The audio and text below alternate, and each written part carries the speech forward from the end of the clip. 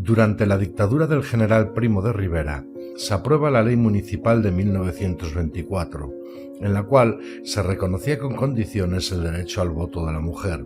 Los requisitos eran ser mayor de edad, más de 23 años, no estar tuteladas por ningún hombre o por el Estado, y las solteras tenían que ser cabeza de familia.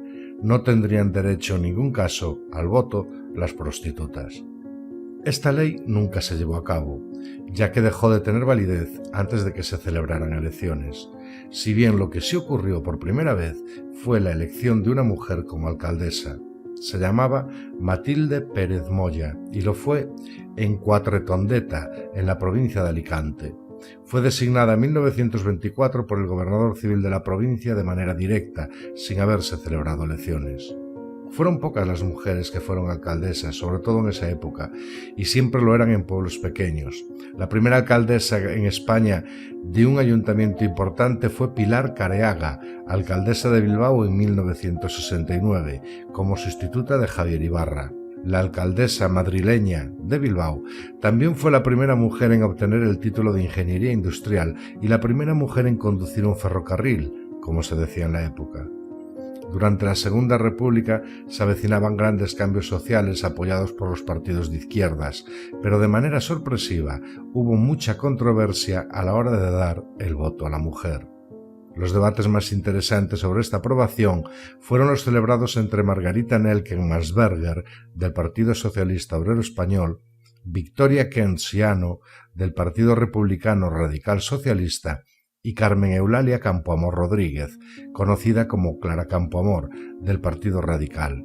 Fue esta última la que destacó como gran defensora del derecho al voto de la mujer, como ella misma decía: precisamente porque la República me importa tanto, entiendo que sería un gravísimo error político apartar a la mujer del derecho al voto.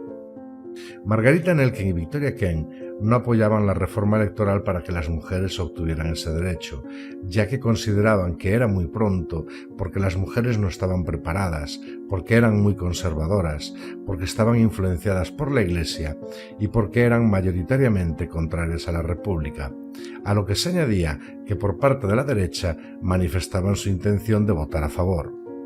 Por parte de algunos diputados masculinos del Partido Socialista Obrero Español y del Partido Republicano Radical Socialista, aparte de lo manifestado anteriormente, se añadían motivos de un machismo exacerbado, como por ejemplo la falta de capacidad intelectual al referirse al sexo femenino.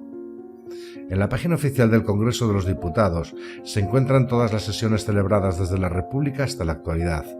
Recomiendo la lectura del Diario de Sesiones número 48 de las Cortes Constituyentes de la República Española, celebrada el día 1 de octubre de 1931, el día que se votó si la mujer tendría derecho al voto o no, ya que ahí queda reflejado todo lo que dijeron los distintos diputados de manera literal.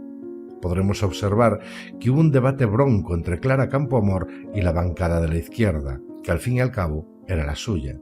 Y queda patente que Clara fue el artífice de que finalmente las mujeres pudieran votar, y lo consiguió con el apoyo de diputados de la derecha y de la izquierda. Cuando se celebró la votación, de los 470 diputados existentes, votaron 282. El resultado fue 161 a favor, 121 en contra. La mayoría se ausentaron. Diputados de izquierdas que prefirieron no asistir porque el líder del Partido Socialista Obrero Español, Indalecio Prieto, les dijo unos días antes: es mejor salirse del hemiciclo, no fuera a ser que saliera el voto femenino. Y una vez celebrada la votación manifestó: el voto femenino ha sido una puñalada trapera a la República. Aconsejo la lectura del discurso que ese día hizo Clara Campoamor, que dejó en evidencia a todos los energúmenos de la época que ese día dijeron cosas como las siguientes: la mujer es histerismo y se deja llevar por la emoción y no por la reflexión crítica. Roberto Novoa, de la Federación Republicana Gallega. El histerismo impide votar a la mujer hasta la época menopáusica.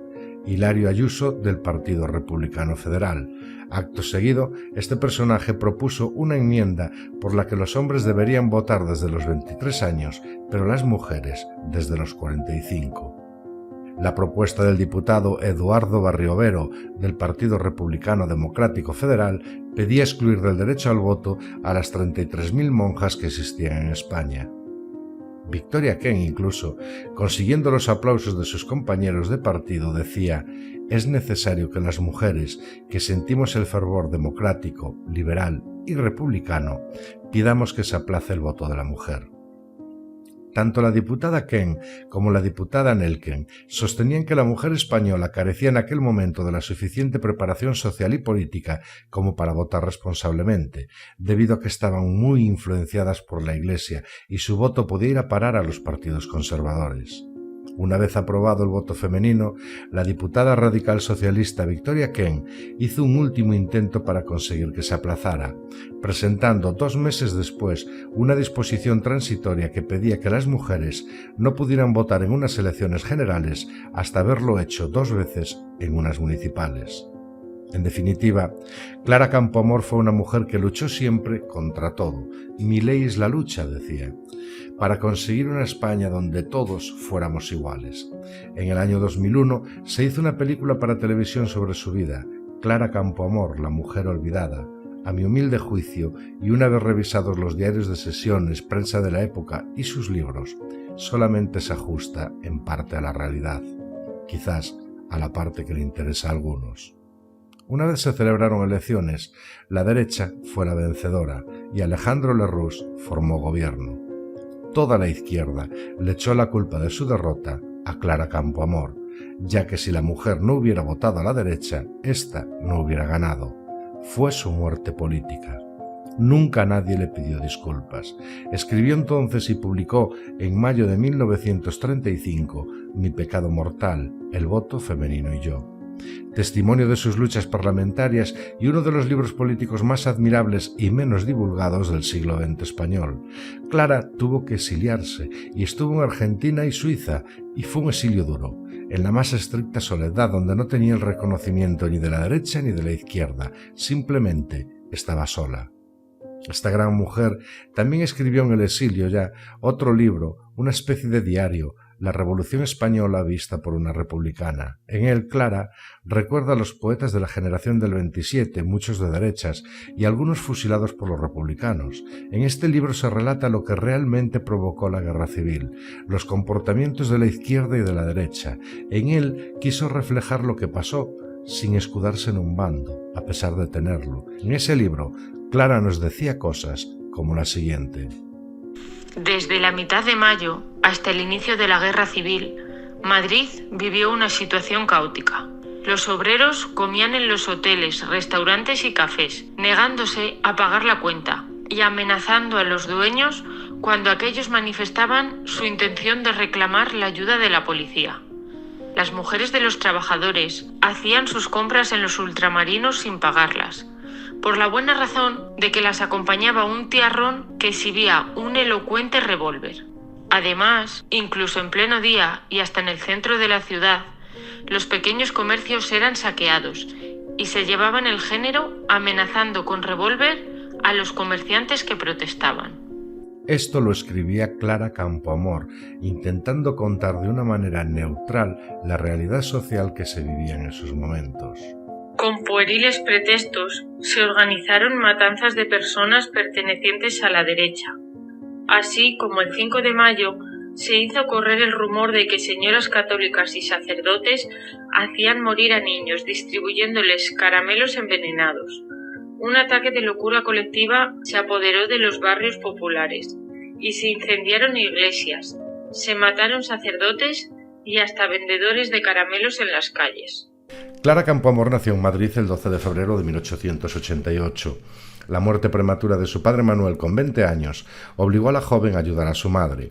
Ejerció de modista, dependiente en un comercio, y ya más tarde a través de diversos trabajos como funcionaria en correos y telégrafos, taquígrafa y mecanógrafa, y secretaria del director del periódico de derechas La Tribuna. En 1924 se licenció en Derecho en Madrid y ahí empieza a desplegar sus dotes en las dos cosas que más le gustaban, la política y el derecho. En 1925 ya era miembro del Colegio de Abogados de Madrid, también lo fue de San Sebastián y Sevilla. En 1931 consigue su acta de diputada por el Partido Radical y unos meses más tarde consiguió el derecho al voto para la mujer.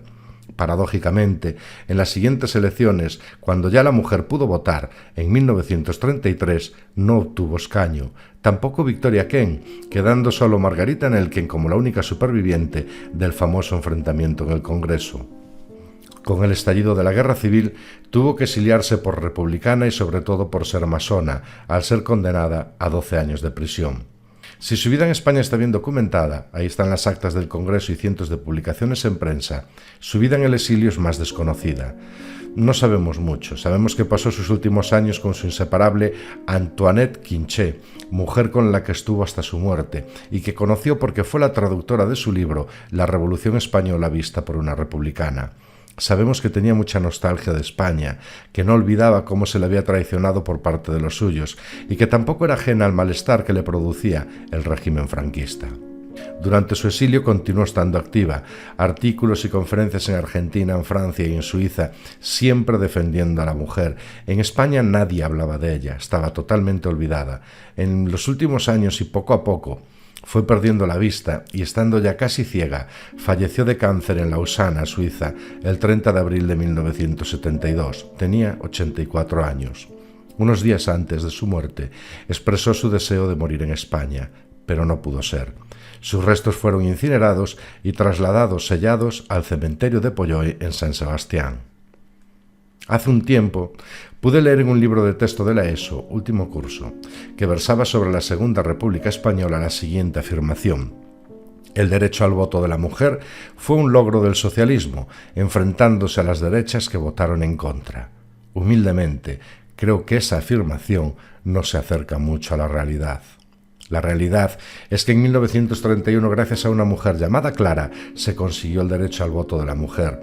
Esta se dejó la vida en ello, especialmente su vida política, y lo hizo enfrentándose a parte de la derecha y de la izquierda, a su partido, el Partido Radical, al Partido Socialista Obrero Español y al Partido Republicano Socialista.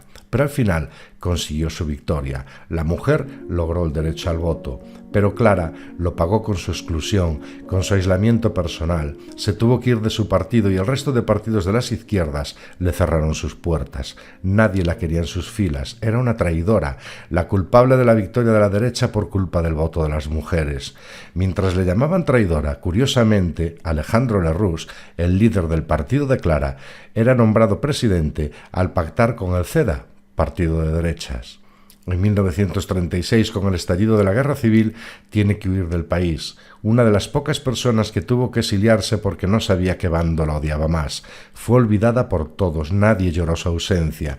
Hoy en día, sin embargo, todos la quieren. Ahora le ponen calles, se hace hasta una película de televisión, pero la triste realidad es que Clara, cuando estaba viva, no tuvo el apoyo de sus compañeros diputados. Se tuvo que exiliar con la indiferencia de los de izquierdas por no ser sumisa y de los de derechas por ser republicana y masona. Clara Campoamor es una mujer que tiene que pasar a la historia con letras mayúsculas por ser la artífice de que las mujeres tuvieran el derecho al voto, cuando había gente en este país que pensaba que la mujer, por el simple hecho de ser mujer, no estaba preparada y era un ser inferior.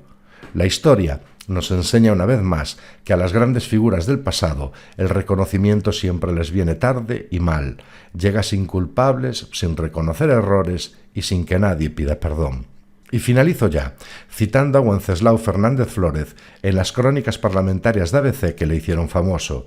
Escribió lo siguiente: para orgullo de la superioridad masculina, estamos seguros de que ellas nunca podrán superar nuestros absurdos.